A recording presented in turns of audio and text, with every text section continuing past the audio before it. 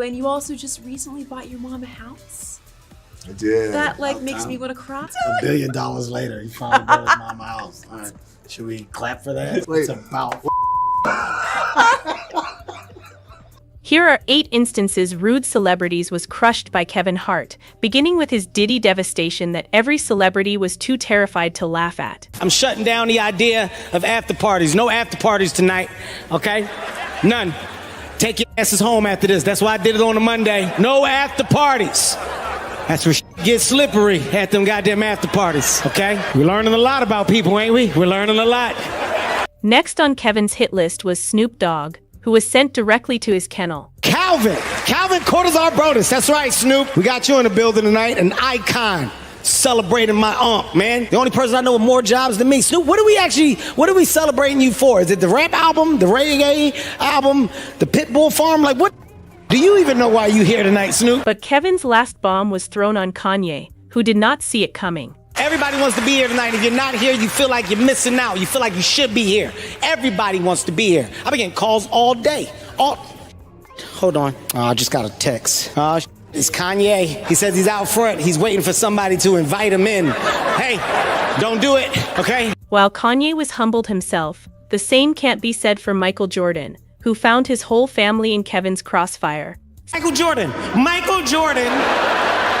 hits the dud. I don't care what you say. Michael knows it. I know he knows it. If you don't think Michael Jordan gets an attitude every time he sees Del Curry celebrating on the sideline with Steph Curry and Seth Curry, you ever see Del Curry watch a game? And Kevin continued lifting the veil on Michael's disappointing reality. Del Curry, like, look at my sons in the NBA. Michael just got to look down on the other end of the couch at Marcus and Jeffrey. Look at you two, ain't just sitting here coming up with different color Jordan combinations and playing Fortnite every day. Kevin described how his bloodline conflict with Michael began. Me and Michael Jordan don't really get along, so a lot of this stuff comes from a weird place, man. Michael's had an attitude with me for years, because I hosted a celebrity event for him years ago, and he came in late. He walked in late during the event, and I had 2 in the chamber. I don't know where they came from, but I saw him, hit him with a quick one. Pat! It was quick, but it was all in fun. Following up, Kevin took an unobstructed route right to Michael's dress choices. Everybody knows Michael Jordan's a horrible dresser. Horrible dresser. Some of the worst jeans I've ever seen in my life have been worn by Michael Jordan. Huge back pockets, really big back pockets. You can put a Dell computer in his back pocket. God damn, Mike, is that a Dell computer in your back pocket? That a modem in the other? God damn. But it was Kevin's final full-court shot that destroyed his bit and his friendship with Michael. He came in late. I hit him with one quick. I said, Michael Jordan dresses like a pregnant lesbian. I don't know where it came from, because he had his pants up real high, covering his chest. He had that little fat thing, that little fupa thing sticking out. I haven't talked to him since. then. And just as Kevin dunked on Michael for his female trousers, Kanye West received the same punishment for wearing a female pantyhose. Hey, Kanye! Jesus Christ. Jesus Christ. Kanye got pantyhose on his face. Kanye walked. Kanye's respect received a dressing down when Kevin recognized how badly his divorce hurt him. 2021 brought the end of the Kardashians on E and the end of Kim and Kanye in real life. In the divorce, Kim got the house and Kanye got the stadium. That's right. When they separated, Kanye moved into Atlanta's Mercedes-Benz Stadium. This is actually Kanye's room. Let's take a look. Really did move. Yeah. And Kevin wasn't done dumping on Kanye's Hobo Stadium existence just yet.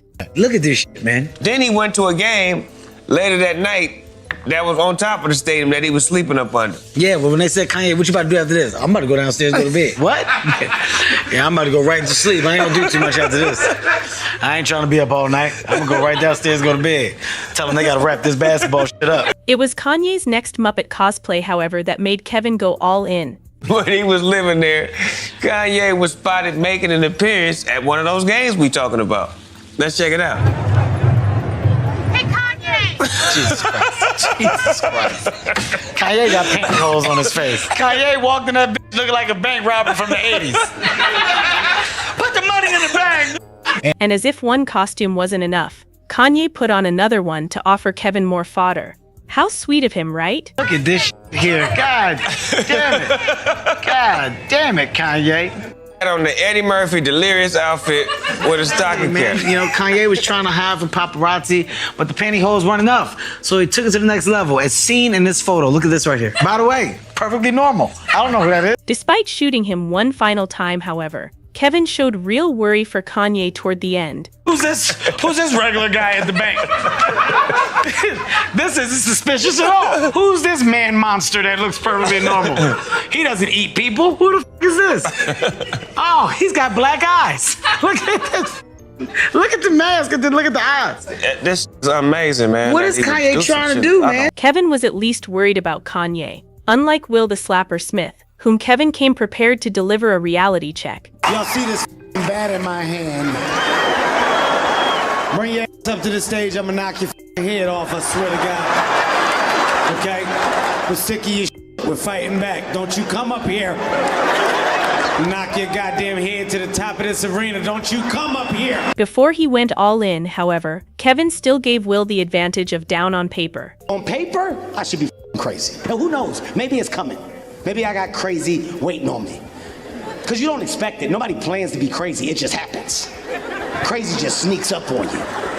Look at Will Smith. He didn't plan that. That just happened. But when it was over, Kevin pressed the mocking pedal all the way down. What? He didn't plan that. It just happened. Keep my white name out your mother. He didn't plan that. Keep my white name out your mother. Jumped out his goddamn body. A last death shot on someone who couldn't physically smack him. Do you have any idea how crazy you gotta be to make Samuel L. Jackson jump back? Do you have any idea? Keep my wife next to you. What the happening, Jack? Goddamn. Kevin went on to celebs on the roast of Justin Bieber, who attempted to verbally hit him. Kevin, you look like someone put 50 Cent in the dryer. Kevin, you are everywhere. You know, Kevin's actually going to be on the next season of Game of Thrones. He's playing Peter Dinklage's shadow. Kevin does all of his own stunts. He climbs into his own chair. He climbs out of his own bathtub. He goes up on his wife. When Kevin had his opportunity, however, he was in no mood to hold back. You guys may have seen her on Reno 911 as a whore on drugs. If you didn't see that, you may have seen her Neighbors as a whore on drugs. Everybody, I want you to pull out some Purell for Natasha Leggero. Next in line to bite Kevin was Snoop Dogg. I didn't know the Muppets made clothes for a though. Yes, sir. Now look, Kevin's from Philadelphia, right? Just like Bill Cosby. And just like Bill Cosby, women can't tell when Kevin's inside of them. But with Snoop going rabid, Kevin didn't hesitate before putting him down. Let me clear something up for all the young people here tonight. Snoop Dogg is a rapper. Yeah, that's my aunt's favorite rapper. Back in the day, the reason why he called himself the dog is because he was a dog with the ladies. It's true.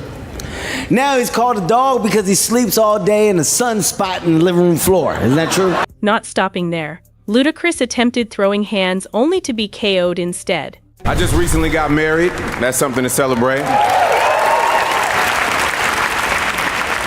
And Kevin was at my wedding because I needed a miniature black man on my cake, so thank you for that. His first album was called Incognito, and his new album, Ludaverse, is hopefully his last. You may not recognize him from the Fast and Furious movies because when he's on screen, even the white people start talking.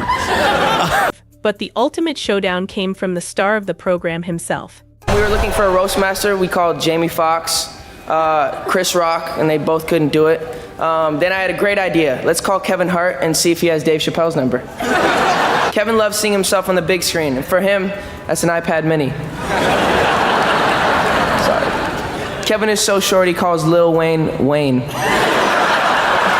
Lil Wayne in retribution. However, Kevin gave Bieber the identity dilemma of a lifetime. Justin loves the black culture. Everybody knows that. My thing is this, Justin, I just want you to come to terms with the fact that you're not gangster. That's Justin's main problem, man. He's got a perfume called Girlfriend. That's not gangster, Justin. You threw eggs at a house. Gangsters don't throw fucking eggs. Snoop, when the last time you threw eggs in somebody's goddamn house? And Kevin's guilt trip that followed afterward was the show's cherry on top. You bought a monkey. and you abandoned the monkey in Germany. What the f was that? Like, you abandoned a monkey in Germany. That was a privileged Beverly Hills monkey. You showed him your lifestyle, and then you dropped him off in Germany? Now that monkey's turned out in the goddamn German zoo sucking rhino dick because of your bad decision. Eddie Murphy recently explained why Kevin Hart is frightened of Cat Williams. Cat Williams has been dropping clues about Kevin for years. Now Murphy's backing him up. When are we, or are we ever going to see you on stage again doing stand-up? I'm going to do it again because I got to break Kevin's new record. I got to get back on the stage because this new record that Kevin got, I got to have it back, Kevin. From Cat calling Kevin an industrial plant. What do you think a plant is? Maybe people don't understand the definitions of these words. Kevin evading Cat's challenge for a funny face-off. I got a show at your hometown in Philly. I'm gonna take my special there. On that stage, we can put whatever you want. A full-court basketball court, a boxing ring. Why is he so terrified of one comedian? For a long period, Eddie Murphy kept silent. He didn't get engaged in comedic drama, didn't cast shade, didn't entertain beefs, but when it came to Kevin Hart, that quiet didn't endure. In a recent interview, Eddie finally came up, and although his tone was casual, the message underlying was severe. When questioned about Kevin Hart reportedly smashing his stand-up box office record, Eddie didn't flinch. Kevin Hart broke your stand-up box office record. What record did he break? He said he broke some record of your box office sales for stand-up. I don't know. What did he break? He followed it up by reminding everyone that Raw is still the #1 box office concert film in history, and that he hadn't even been on stage in 27 years. Then, almost humorously, he remarked, "Now I gotta get back on stage because I want that record back." Kevin, it was fun, yes, but if you know Eddie, you know when he says anything like that, even with a smile, he means it. So what does this have to do with Kevin being terrified of Cat Williams? A lot more than it looks. Because Eddie Murphy, a comedic classic, an icon, the benchmark for brilliance in the game, has publicly questioned Kevin Hart's crown, and it didn't come out of nowhere. Kevin has spent years establishing a clean-cut, very marketable brand. But what happens when someone like Eddie Murphy, who understands the game inside out, begins challenging the authenticity of that rise? It opens the door for others to delve further.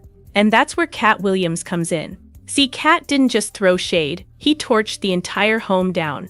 In many interviews, Cat has accused Kevin Hart of being an industry plant, someone who is fast-tracked, shielded, and promoted. Not because of skill, but because of willingness. Readiness to go along. Willingness to ignore genuine subjects. Willingness to be mute about the individuals pulling the strings. Have we heard of a comedian that came to LA and in his first year in LA he had his own sitcom on network television and had his own movie called Soul Plane that he was leading? No, we've never heard of that before that person or since that person. What do you think a plant is? It was a nasty takedown, and it came with receipts. Cat also claimed that for a 5-year span, every movie that landed in Kevin Hart's lap had first been on his, but only if he agreed to take out the step and fetch it parts or blatantly homosexual sequences he wasn't comfortable with. When he answered no, the parts went directly to Kevin. Now combine that with Eddie Murphy's assertion that Kevin's so-called record doesn't really exist, and suddenly Kevin's legacy doesn't appear so untouchable. It looks like something constructed on timing, connections, and quiet. And maybe that's why Kevin avoids Cat. Not because Cat is dangerous in the conventional sense, but because he knows too much.